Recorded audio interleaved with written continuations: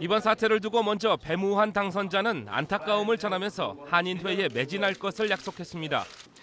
저는 한인회와 우리 동포 사이의 미래를 위해서 어디까지나 공정한 선거 투표를 하여 심판받기를 원했습니다. 그러나 선거일을 불과 며칠 앞둔 이 시점에서 선관위의 이 결정은 번복될 수 없는 사안이지만 한편으로는 안타까운 일이 아닐 수 없습니다. 만약 번복될 수 있다면 저 개인으로서 동포들의 깨끗한 한 표 한 표의 심판을 받고 싶습니다. 봉사할 것을 이 자리를 빌려서 굳게 약속드립니다. 그리고 딱 부르시게 일을 한번 해보겠습니다. 감사합니다.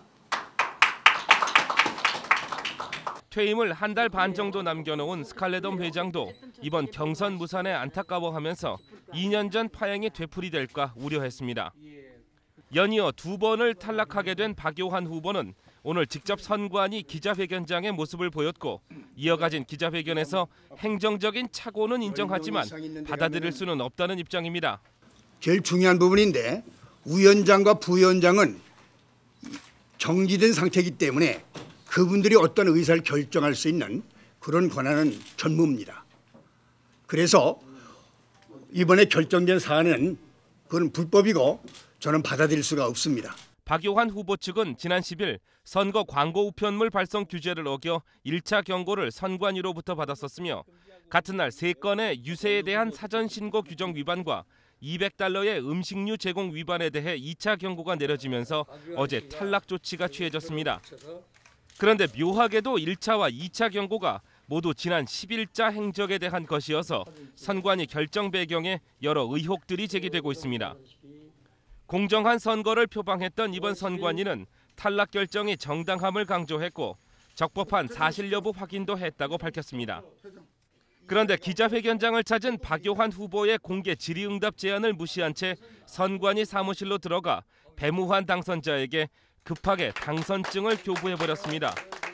물론 잡음을 피하기 위해서라는 이유가 있을 수는 있지만 정당하다는 선관위가 굳이 그 자리를 피해 급하게 그것도 어정쩡하게 교부해버려 31대 한인회장에 대한 정통성 논란도 일고 있습니다. 기자들 앞에서 내가 질문할 것도 있고 답변을 듣기 원하니까 부위원장 여기 같이 참석해 주시길 바랍니다. 이에 따라 후폭풍도 거셀 것으로 보입니다.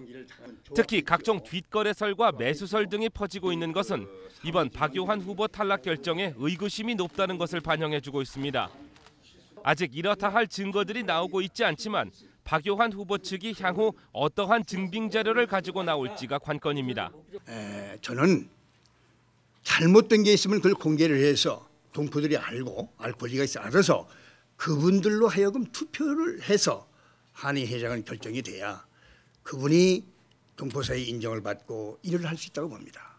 여기에 2년 전 새 한인회 구성에 앞장섰던 인사들이 이번 선거 결과에 다시 관여할 경우 노인센터와 맞물려 31대 한인회에 대한 공격도 만만치 않을 전망입니다.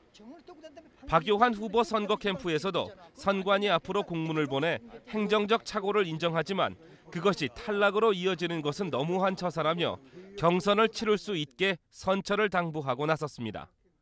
이런 가운데 박용환 후보 측은 내일 다시 기자회견을 가질 예정입니다. LA18 홍재식입니다.